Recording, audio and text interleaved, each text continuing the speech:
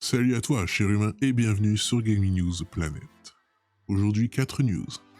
La version PC de Crash Bandicoot 4 fait grincer des dents. Le patch 1.2 de Cyberpunk 2077 est là, et il est très bon. Assassin's Creed Valhalla, le directeur narratif quitte Ubisoft, une grosse perte pour la série. Et enfin, le PlayStation Store, la fermeture du service sur PS3, PS Vita et PSP est maintenant officialisée et datée.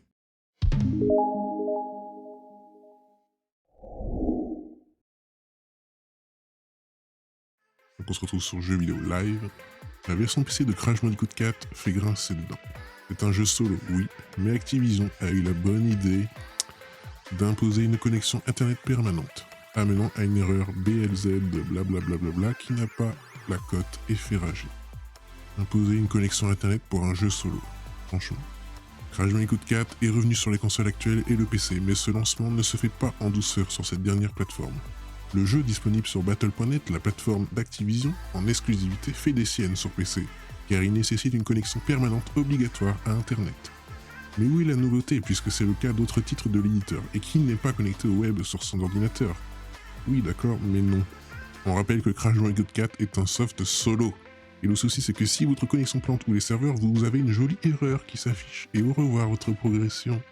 Comme on voit un utilisateur de Twitter qui est un peu énervé, hein. Attendez.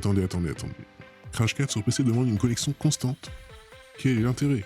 Imaginez être au beau milieu d'un défi très dur, et c'est quelque chose d'extrêmement courant dans Crash 4. Et votre connexion lâche pendant un très bon run. Amusant. Si ça vous arrive, vous aurez un message vous notifiant de l'erreur. Avant cela, l'éditeur a eu du mal avec le upgrade PS5 et a su remédier au problème. Mais faut qu'ils arrêtent de faire ça, bordel. C'est un jeu solo. Toujours sur Jeux Vidéo Live, le patch 1.2 de Cyberpunk 2077 est là, et il fait 44 scrolls de haut. Si vous doutiez encore de la masse de travail restante à faire pour les développeurs de CD Projekt, pour le jeu Cyberpunk 2077, un jeu sorti pas fini, découvrez le contenu du patch 1.2 de Cyberpunk, prenez votre journée. Ce patch 1.2 avait été annoncé par le blog de Cyberpunk 2077 comme le point d'orgue de sa roadmap à venir.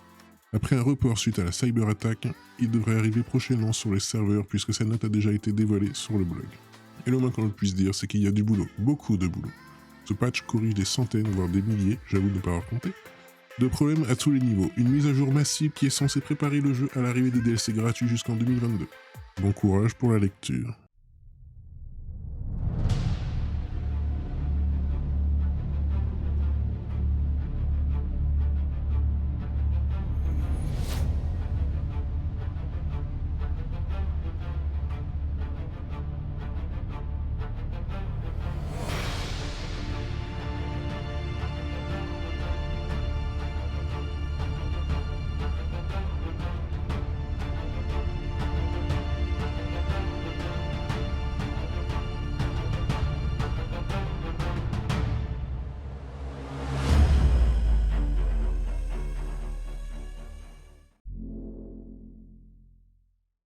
On se retrouve sur Jeux Actu.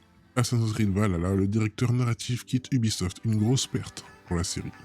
On ignore ce que vont donner les prochains Assassin's Creed, mais en moins d'un an, Ubisoft Montréal aura perdu 2 piliers de la série. En effet, après le licenciement d'Ashraf Ismail, le directeur créatif des épisodes Black Flag et Origins, en 2020, le studio canadien enregistre à présent le départ de Darby McDevitt. C'est en effet ce qu'annonce le bonhomme sur Twitter, en expliquant qu'il a fait le choix de se lancer dans une nouvelle aventure. Pour mémoire, Alexandre Amancio, le fondateur de Reflector Entertainment, a été le directeur créatif d'Assassin's Creed Révélation. Peut-être que Darby McDevitt nourrit le même genre de projet. En attendant de découvrir sa prochaine destination, rappelons que c'est à lui que l'on doit les scripts de Révélation, de Black Flag, de Unity, d'Origins et de Valhalla. Ce n'est pas n'importe qui donc, et on est déjà curieux de connaître l'identité de son successeur, sachant que jusqu'à présent, Ubisoft Montréal ne s'était jamais retrouvé sans filet. En effet, Cory May, qui s'était occupé de l'écriture du tout premier Assassin's Creed et des chapitres suivants, avait quitté la maison en 2015. Ce qui n'avait pas été gênant dans le sens où Darby McDevitt avait déjà mis un pied dans la série avec Révélation en 2011. Après, si les rumeurs disent vrai, Ubisoft Montréal devrait avoir le temps de se retourner puisque le prochain Assassin's Creed serait en développement chez Ubisoft et ne sortirait pas avant 2022. PlayStation Store, la fermeture du service sur PS3, PS Vita et PSP, officialisée et datée, tous les détails sur l'avenir de vos jeux numériques. Sony Interactive Entertainment vient de signer la fin d'une époque. Le PlayStation Store ne sera plus accessible via les anciennes consoles d'ici quelques mois. La rumeur courait depuis plusieurs jours autour de la fermeture à venir du PlayStation Store sur ses anciennes plateformes, et elle avait vu juste. Sony Interactive Entertainment vient d'officialiser que la boutique en ligne allait devenir indisponible le 2 juillet 2021 sur PSP, PS3 et le 27 août 2021 sur PS Vita, depuis le menu de votre console comme en ligne.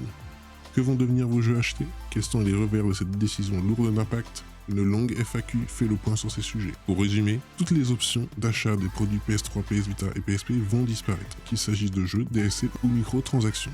Mais vous pourrez toujours télécharger les contenus en votre possession, y compris ceux de PlayStation Video.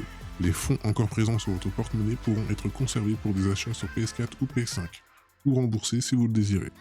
Les codes d'activation de jeux ou d'abonnement au PlayStation Plus pourront cependant encore être utilisés et les titres obtenus via le PS Plus resteront dans votre catalogue.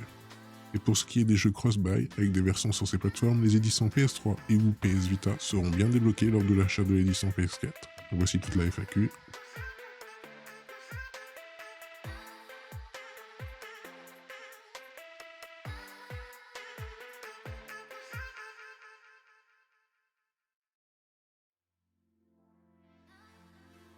Si vous ne jurez que par le numérique, il va donc falloir blinder rapidement votre ludothèque avant que le coup près tombe. Un déstockage virtuel aura-t-il lieu d'ici là avec des soldes sur les jeux de l'époque? Seul l'avenir nous le dira. Votre porte-monnaie PlayStation Store peut pour rappel être crédité avec des cartes à acheter en physique, comme chez Amazon.fr. Et voilà, c'est la fin de cette vidéo, j'espère qu'elle vous aura plu. Si c'est le cas, n'oublie pas de mettre un like, de t'abonner, d'activer la petite cloche et de me suivre sur Twitter. Et moi je te dis à la prochaine, cher humain.